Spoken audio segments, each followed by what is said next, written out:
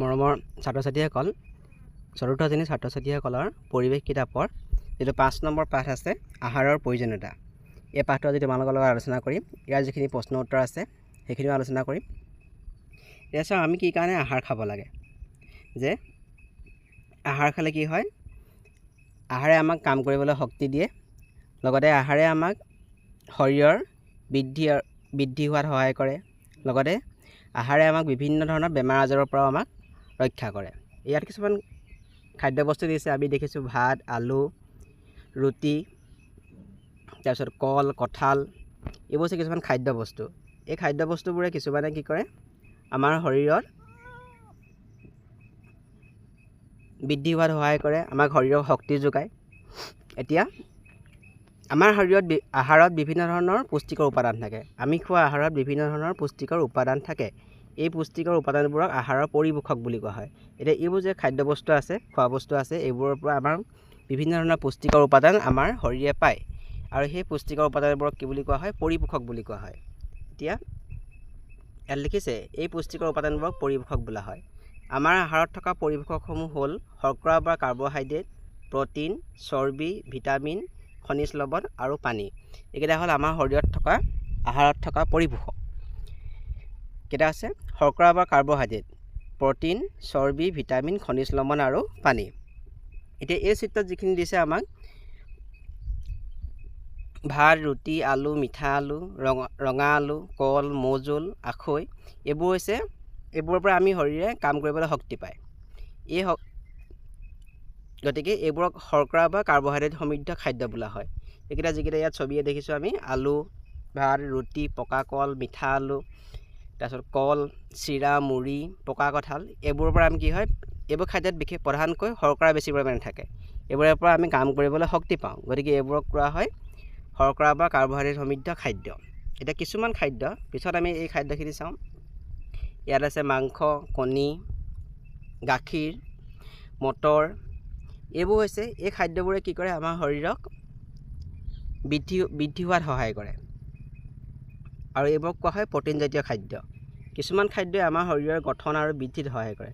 তেনে খাদ্যবোৰ হ'ল গাখীৰ, দৈ, কণী, মাছ, মাংস, দাইল, মটৰ, মাকৈ, এইবোৰ হ'ল প্ৰ'টিন সমৃদ্ধ খাদ্য। গতিকে এইবোৰক কয় প্ৰ'টিনজাতীয় খাদ্য।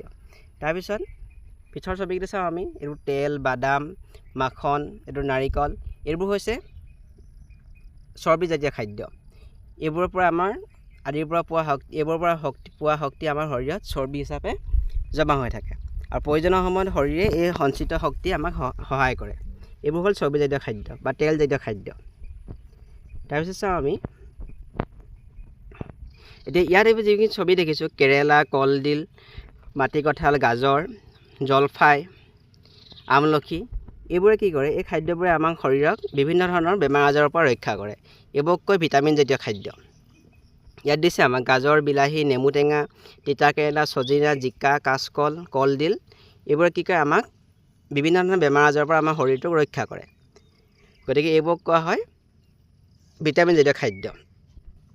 আৰু কি কৈছে, আহাৰত থকা খনিজ লৱণে দেহৰ তেজ আৰু হাড় গঠন কৰাত সহায় কৰে। আমাৰ আহাৰত কিছুমান খনিজ লৱণ থাকে, এইবোৰে আমাৰ আহাৰৰ শৰীৰটোৰ কাৰণে তেজ আৰু হাড় গঠন কৰাত সহায় কৰে।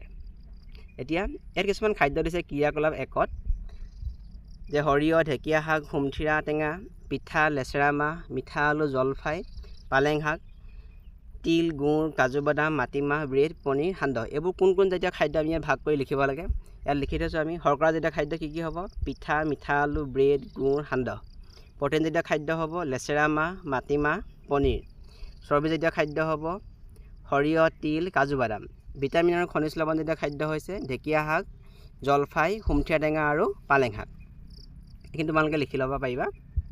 তাৰপিছত দিছে আমাক কাৰ্যৰ ওপৰত ভিত্তি কৰি খাদ্যবোৰক 3টা গোটত ভাগ কৰা হৈছে। এটা হৈছে শক্তিদায়ক খাদ্য, দেহবৰ্ধক খাদ্য আৰু ৰোগ প্ৰতিৰোধকাৰী খাদ্য। এতিয়া শক্তিদায়ক খাদ্য কোনবোৰ? শৰ্কৰা আৰু চৰ্বি সমৃদ্ধ খাদ্যবোৰে হৈছে শক্তিদায়ক খাদ্য। এতিয়া শৰ্কৰা আৰু চৰ্বি সমৃদ্ধ এই খাদ্যবোৰ হৈছে শক্তিদায়ক খাদ্য। আনহাতে প্ৰ'টিন সমৃদ্ধ খাদ্যবোৰ হৈছে দেহবৰ্ধক বা শৰীৰ গঠনকাৰী খাদ্য। এইবোৰক দেহবৰ্ধক বুলি কোৱা হয় বা শৰীৰ গঠনকাৰী বুলিও কোৱা হয়। ভিটামিন আৰু খনিজ লৱণ সমৃদ্ধ খাদ্যবোৰে হৈছে ৰোগ প্ৰতিৰোধকাৰী খাদ্য। তাৰপিছত দিছে কি, আমি পৰ্যাপ্ত পৰিমাণে বিশুদ্ধ পানী খাব লাগে। পানী উতলাই ঠাণ্ডা কৰাৰ পাছত ফিল্টাৰ কৰি পানী বিশুদ্ধ কৰি ল'ব পাৰি। এতিয়া পানী আমি কেলৈ খাব লাগে? পানী খাব লগা কাৰণটো হৈছে কি, পানীয়ে আমি খোৱা খাদ্য হজম কৰাত সহায় কৰে আৰু আমাৰ ছালখন সতেজ কৰি ৰাখে। আমাৰ শৰীৰৰ অলাগতিয়াল দ্ৰব্যবোৰ ঘাম আৰু মূত্ৰ হিচাপে উলিয়াই দিয়াত পানীয়ে সহায় কৰে। আমি সেইকাৰণে পানী খাব লাগে। আমি খোৱা আহাৰ হজম কৰাত সহায় কৰে, আমাৰ ছালখন সতেজ কৰি ৰখাত সহায় কৰে আৰু আমাৰ দেহৰ যিখিনি অলাগতিয়াল পদাৰ্থ সেইখিনি ঘাম আৰু প্ৰস্ৰাৱ ৰূপে বাহিৰ কৰাত সহায় কৰে। আমি বিভিন্ন ধৰণৰ শাক পাচলি আৰু ফল মূল খোৱাটো আমাৰ কাৰণে অতি উপযোগী। এতিয়া কিছুমান ফল মূল আমি চৰ্বত হিচাপে বনাই খাওঁ। এইটো কাজি নেমু চৰ্বত, বেলৰ চৰ্বত, অমৰাৰ চৰ্বত, থেকেৰাৰ চৰ্বত, এইটো ভীমকলৰ জোৰণি পানী, কলা জামুৰ চৰ্বত, লতা বেলৰ চৰ্বত, তেতেলীৰ চৰ্বত, এইবোৰ চৰ্বত হিচাপে বনাই খালেও বা আমি ফল হিচাপে খালেও আমি ইয়াত যিখিনি শক্তি থাকে বা সেইখিনি ইয়াত যিখিনি ভিটামিন থাকে সেইখিনি আমি পাম। এতিয়া ইয়াত দিছে কাজি নেমু অসমৰ ৰাজ্যিক ফল। অসমৰ ৰাজ্যিক ফলটোৰ নামটো কি? কাজি নেমু। এইটো তোমালোকক প্ৰশ্ন সুধিব পাৰে। এইটো জোৰণি পানী কেনেকৈ বনাই তোমালোকক কৈছে জানি লওঁ আহা, এইখিনি পঢ়ি ল'বা তোমালোকে। ক্ৰিয়াকলাপটোত দিছে তোমালোকৰ অঞ্চলত পোৱা ফল মূলৰ পৰা কি কি স্বাস্থ্যকৰ পানীয় প্ৰস্তুত কৰা হয়? ডাঙৰক সুধি তলৰ তালিকাখন পূৰ কৰা। ফলৰ নাম মাটিকঁঠাল। মাটিকঁঠালৰ পৰা কি তৈয়াৰ কৰে? পানীয়বিধৰ নাম মাটিকঁঠালৰ চৰ্বত বনাইও খায়। কৰ্দৈ, কৰ্দৈৰ পৰাও চৰ্বত বনাই খায়, কৰ্দৈ চৰ্বত। এতিয়া ইয়াত কিছুমান খাদ্যবস্তু দিছে যে প্ৰতিদিনে আমাৰ খাদ্য তালিকাত সঠিক পৰিমাণৰ শৰ্কৰা, প্ৰ'টিন, চৰ্বি, ভিটামিন, খনিজ লৱণ আৰু পানী থকাটো প্ৰয়োজনীয়। আমাৰ শৰীৰৰ বাবে প্ৰয়োজনীয় এই আটাইকেইবিধ পৰিপোষক সঠিক পৰিমাণে থকা আহাৰেই হৈছে সুষম আহাৰ। এইটো তোমালোকক প্ৰশ্ন সুধিব যে সুষম আহাৰ কাক বোলে? যিবিধ আহাৰত আমাৰ শৰীৰৰ বাবে আটাইতকৈ প্ৰয়োজনীয় পৰিপোষক শৰ্কৰা, প্ৰ'টিন, খনিজ দ্ৰব্য, ভিটামিন আৰু পানী থাকে, তেনেধৰণৰ আহাৰক কি বোলা হয়? সুষম আহাৰ বুলি কোৱা হয়। এতিয়া সুষম আহাৰে আমাক কি কৰে জানি লওঁ আহা। ইয়াত কৈছে কি? সুষম আহাৰে আমাক শক্তি দিয়ে, দেহ বৃদ্ধিত আৰু শৰীৰক নিৰোগী হৈ থকাত সহায় কৰে। সুষম আহাৰ নাখালে মানুহৰ শৰীৰত প্ৰয়োজনীয় পৰিপোষকৰ অভাৱ হয়। দীৰ্ঘদিনৰ বাবে এবিধ বা ততোধিক পৰিপোষকৰ অভাৱ ঘটিলে আমাৰ শৰীৰত অভাৱজনিত ৰোগৰ সৃষ্টি হ'ব পাৰে। এইটো তোমালোকক প্ৰশ্ন সুধিব পাৰে, অভাৱজনিত ৰোগ কেনেকৈ সৃষ্টি হয়? যে আমাৰ সঠিক পৰিমাণে আহাৰত যদি আমি পৰিপোষক নাথাকে, বহুদিন ধৰি যদি আমি পুষ্টিকৰ আহাৰ নাখাওঁ, তেতিয়াহ'লে আমাৰ কি হ'ব? অভাৱজনিত ৰোগৰ আমাক দেখা দিব পাৰে।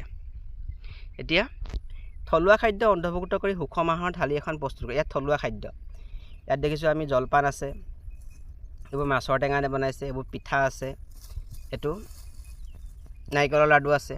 আমি বিভিন্ন ধৰণৰ খাদ্য সোৱাদ লগাকৈ ৰান্ধি খাওঁ। পৰম্পৰাগতভাৱেও আমি কিছুমান খাদ্য খাওঁ। উৎসৱ পৰ্বতো আমি বিভিন্ন থলুৱা খাদ্য প্ৰস্তুত কৰোঁ। আমাৰ থলুৱা খাদ্য পঁইতা ভাত, যিটো আমি ঘৰতে প্ৰস্তুত কৰোঁ, পঁইতা ভাত, খাৰ, কোমল চাউলৰ জলপান, বন শাকৰ আঞ্জা, মাছৰ টেঙা, পিঠা পনা আদি আমাৰ শৰীৰৰ বাবে বৰ উপযোগী। এইবোৰ হৈছে আমাৰ থলুৱা খাদ্য।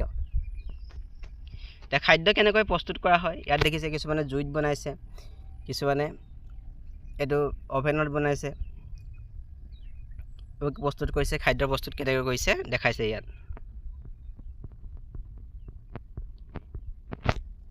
এতিয়া কৈছে কি? সকলোবোৰ খাদ্য প্ৰস্তুত কৰিবলৈ জুই ব্যৱহাৰ হয়নে?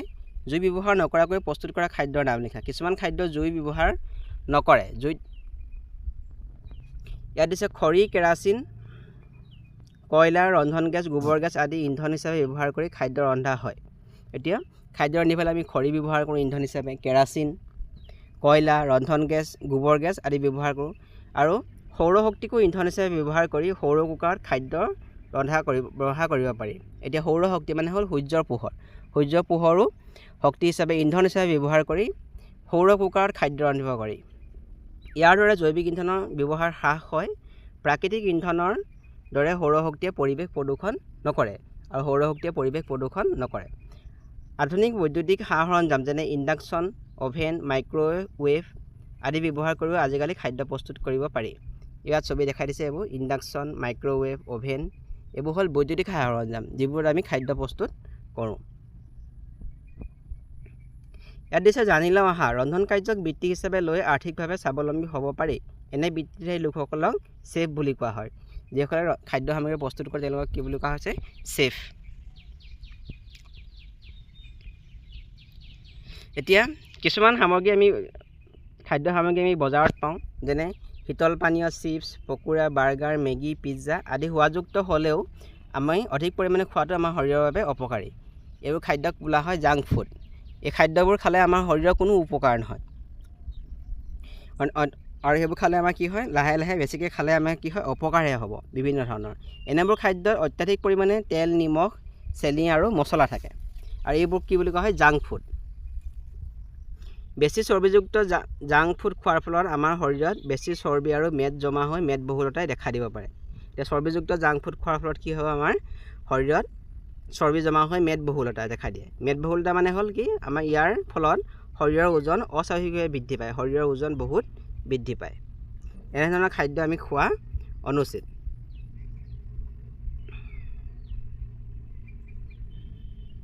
এতিয়া আমাৰ প্ৰশ্ন দিছে, অনুশীলনী দিছে, তলত দিয়া প্ৰশ্নসমূহৰ শুদ্ধ উত্তৰসমূহ অনুযায়ী কাষৰ গোলটো পূৰ কৰা। শৰীৰৰ ৰোগ প্ৰতিৰোধকাৰী পৰিপোষকবিধ হ'ল, কোনটোৱে ৰোগ প্ৰতিৰোধ কৰে? ভিটামিন আৰু খনিজ লৱণে কৰে। ইয়াত 4 নম্বৰটো শুদ্ধ, তোমালোকে 4 নম্বৰটো গোল কৰিব লাগিব। খ নম্বৰত দিছে, তলৰ কোনটো শৰ্কৰা সমৃদ্ধ খাদ্যৰ গোট? উত্তৰটো হ'ব 2 নম্বৰটো, ভাত, ৰুটি, চিৰা, পিঠা। ইয়াত শৰ্কৰা সমৃদ্ধ, শৰ্কৰা বা কাৰ্বহাইড্ৰেট বুলিও দিব পাৰে। শৰ্কৰা বা কাৰ্বহাইড্ৰেট একেটা কথাই। এতিয়া ভাত, ৰুটি, চিৰা, পিঠাটো হ'ব শৰ্কৰা সমৃদ্ধ খাদ্যৰ গোট, তোমালোকে 2 নম্বৰটোত গোল কৰিব লাগিব। গ নম্বৰটো, আমাৰ শৰীৰৰ বাবে প্ৰ'টিন কিয় প্ৰয়োজনীয়? এতিয়া প্ৰ'টিনে কি কৰে? শৰীৰ গঠন হোৱাত আৰু বৃদ্ধি হোৱাত সহায় কৰে। গতিকে ইয়াতো 2 নম্বৰটো আমি গোল কৰিব লাগিব। 2 নম্বৰ দিছে আমাক ক অংশৰ লগত খ অংশ মিলোৱা। ক অংশত দিছে পানী। পানীটোৱে আমাক কি কৰে? খাদ্য হজম হোৱাত সহায় কৰে। চৰ্বি আমাক কি কৰে? শৰীৰক তাপ আৰু শক্তিৰ যোগান ধৰে। অত্যাধিক পৰিমাণৰ তেল, চেনি, মছলাযুক্ত খাদ্যবোৰ হৈছে শৰীৰৰ বাবে অপকাৰী। জাংক ফুডবোৰ আমাৰ শৰীৰৰ বাবে অপকাৰী। শাক পাচলি, ফল মূলে আমাৰ শৰীৰক ভিটামিন আৰু খনিজ লৱণ যোগান ধৰে। 3 নম্বৰ প্ৰশ্ন দিছে আমাক খালী ঠাই পূৰ কৰা। সুষম আহাৰত প্ৰয়োজনীয় পৰিমাণৰ সকলোবোৰ পৰিপোষক থাকে, তোমালোকে খালী ঘৰত পৰিপোষক বুলি লিখিব লাগিব। প্ৰতিদিনে পৰ্যাপ্ত পৰিমাণে বিশুদ্ধ পানী খাব লাগে। শৰীৰৰ গঠন, বৃদ্ধি আৰু ৰোগ প্ৰতিৰোধ কৰাত আহাৰে সহায় কৰে। ঘ নম্বৰ দিছে, বজাৰত কিনিবলৈ পোৱা অত্যাধিক তেল, নিমখ, মছলা ইত্যাদি ব্যৱহাৰ কৰি প্ৰস্তুত কৰা খাদ্যবোৰ হ'ল জাংক ফুড। এইটো হ'ল জাংক ফুড লিখিব লাগিব। তাৰপিছত 4 নম্বৰ আমাক দিছে, কাৰ্যৰ ভিত্তিত ভাগ কৰা খাদ্যৰ গোটকেইটাৰ নাম লিখা। কাৰ্যৰ ভিত্তিত আমি খাদ্যৰ গোট কি সৃষ্টি কৰিছিলোঁ, কি আছিলে? 3টা আছিলে, আমি নাম লিখিম এতিয়া। প্ৰথমটো হৈছে কাৰ্যৰ ভিত্তিত ভাগ কৰা খাদ্যৰ গোটকেইটাৰ নাম কি? উত্তৰটো হ'ব শক্তিদায়ক খাদ্য, দেহবৰ্ধক খাদ্য, ৰোগ প্ৰতিৰোধী খাদ্য। খ নম্বৰ দিছিলে আমাক কাৰ্বহাইড্ৰেট বা শৰ্কৰা সমৃদ্ধ 3বিধ খাদ্যৰ নাম লিখা। উত্তৰ ইয়াত লিখিছোঁ চিৰা, পকা কল, পিঠা। তোমালোকে অন্যও লিখিব পাৰা, সান্দহ লিখিব পাৰা, ৰুটি লিখিব পাৰা, ভাত লিখিব পাৰা। খাদ্যৰ পৰিপোষক কেইটাৰ নাম কি? উত্তৰটো হ'ব শৰ্কৰা বা কাৰ্বহাইড্ৰেট, প্ৰ'টিন, চৰ্বি, ভিটামিন, খনিজ লৱণ আৰু পানী। ঘ নম্বৰ দিছে আমাক 2বিধ থলুৱা খাদ্যৰ নাম লিখা। উত্তৰটো হ'ব কোমল চাউলৰ জলপান, পঁইতা ভাত আদি। 5 নম্বৰটো দিছে আমাক সুষম আহাৰ বুলিলে কি বুজা? উত্তৰটো হ'ব যিবোৰ আহাৰত আমাৰ শৰীৰৰ বাবে প্ৰয়োজনীয় আটাইবোৰ পৰিপোষক যেনে শৰ্কৰা, প্ৰ'টিন, চৰ্বি, ভিটামিন, খনিজ লৱণ আৰু পানী থাকে, তেনে আহাৰকে সুষম আহাৰ বোলে। 6 নম্বৰটো সুধিছে আমাক ম্যাদ উকলি যোৱাৰ খাদ্য কিয় খাব নালাগে? উত্তৰটো আমি এনেকৈ লিখিছোঁ, ম্যাদ উকলি যোৱাৰ পাছত সেই পেকেটত বা বটলত থকা খাদ্য সামগ্ৰীবিধ বেয়া হৈ যায়। তেনে বেয়া খাদ্য খালে বিভিন্ন বেমাৰ হোৱাৰ সম্ভাৱনা থাকে। গতিকে ম্যাদ উকলা খাদ্য আমি খাব নালাগে। এখনত থকা ফল মূল আৰু শাক পাচলিৰ নামবোৰ বাছি উলিয়াই বহীত লিখা। ইয়াৰ পৰা কিবোৰ ফল মূল আৰু শাক পাচলিৰ নাম হ'ব? ইয়াত দেখাই দিছে, ইয়াত ভীমকল, লেটেকু, লিচু, লফা, কলডিল, লাই, ডালিম, পনিয়ল, আমলখি, ব্ৰাহ্মী শাক, খুতৰা, মছন্দৰী, কৰ্দৈ। এইখিনি তোমালোকে ভাগ কৰি তোমালোকে নিজে বহীত লিখিবা যে লেটেকু হ'ব ফল হ'ব, লিচু ফল হ'ব, ডালিম ফল হ'ব, পনিয়লটো ফল হ'ব, আমলখি, কৰ্দৈ এইবোৰ ফল হ'ব। কোনবোৰ শাক পাচলি হ'ব? লগতে ভীমকল আছে, শাক পাচলি হ'ব কলডিল লিখিব পাৰা, লাই লিখিব পাৰা, লফা আছে, তাৰপিছত খুতৰা আছে, ব্ৰাহ্মী শাক আছে, মছন্দৰী আছে, এইবোৰ তোমালোকে লিখি ল'বা। প্ৰশ্ন ইয়াৰ পাঠটোৰ পৰা হ'ব পৰা দিছোঁ। জাংক ফুড খোৱাৰ ফলত আমাৰ কি কি সমস্যা হ'ব পাৰে? উত্তৰটো হ'ব জাংক ফুড খোৱাৰ ফলত আমাৰ শৰীৰত বেছি চৰ্বি বা মেদ জমা হৈ মেদবহুলতাই দেখা দিয়ে। ফলত শৰীৰৰ ওজন অস্বাভাৱিকভাৱে বৃদ্ধি পায়। চেফ কাক বোলে? ৰন্ধন কাৰ্যক বৃত্তি হিচাপে লোৱা ব্যক্তিসকলক চেফ বোলে। 3 নম্বৰটো খাদ্য ৰান্ধিবলৈ ব্যৱহাৰ কৰা কেইবিধমান ইন্ধনৰ নাম লিখা। উত্তৰটো আমি এনেকৈ লিখিছোঁ খৰি, কেৰাচিন, কয়লা, ৰন্ধন গেছ, গোবৰ গেছ, সৌৰশক্তি আদি। 4 নম্বৰটো খাদ্য ৰান্ধিবলৈ ব্যৱহাৰ কৰা কেইবিধমান বৈদ্যুতিক সা সৰঞ্জামৰ নাম লিখা। উত্তৰটো আমি লিখিছোঁ ইণ্ডাকশ্যন, অ'ভেন, মাইক্ৰ'ৱেভ আদি। 5 নম্বৰটো অভাৱজনিত ৰোগ কাক বোলে? দীৰ্ঘদিন ধৰি আমি খোৱা খাদ্যত এবিধ বা ততোধিক পৰিপোষকৰ অভাৱৰ ফলত হোৱা ৰোগক অভাৱজনিত ৰোগ বোলে। এইটো তোমালোকে প্ৰশ্ন সুধিব পাৰে পৰীক্ষাত। সুষম আহাৰে আমাক কেনেকৈ সহায় কৰে? সুষম আহাৰে আমাক শক্তি দিয়ে, দেহ বৃদ্ধিত আৰু শৰীৰক নিৰোগী হৈ থকাত সহায় কৰে। 7 নম্বৰটো এইটো এটা দৰকাৰী প্ৰশ্ন। আমি কিয় পানী খাব লাগে? পানীয়ে আমি খোৱা খাদ্য হজম কৰে আৰু আমাৰ ছালখন সতেজ কৰি ৰাখে। আমাৰ শৰীৰৰ অলাগতিয়াল দ্ৰব্যবোৰ ঘাম আৰু মূত্ৰ হিচাপে উলিয়াই দিয়াত পানীয়ে সহায় কৰে। গতিকে আমি পানী খাব লাগে। 8 নম্বৰটো খনিজ লৱণে আমাক কেনেদৰে সহায় কৰে? উত্তৰটো হ'ব খনিজ লৱণে আমাৰ দেহৰ হাড় আৰু তেজ গঠন কৰাত সহায় কৰে। 9 নম্বৰটো পৰিপোষক কাক বোলে? আমাৰ আহাৰত থকা পুষ্টিকৰ উপাদানসমূহক পৰিপোষক বোলে। 10 নম্বৰটো জাংক ফুড কাক বোলে উদাহৰণ দিয়া। যিবোৰ খাদ্যত অত্যাধিক পৰিমাণৰ তেল, নিমখ, চেনি, এইটো ভুল হৈ গ'ল, এইটো মছলা থাকে, শুদ্ধ কৰি ল'বা, এইটো মছলা কৰি ল'বা, মছলা আদি থাকে তেনে খাদ্যক জাংক ফুড বোলে।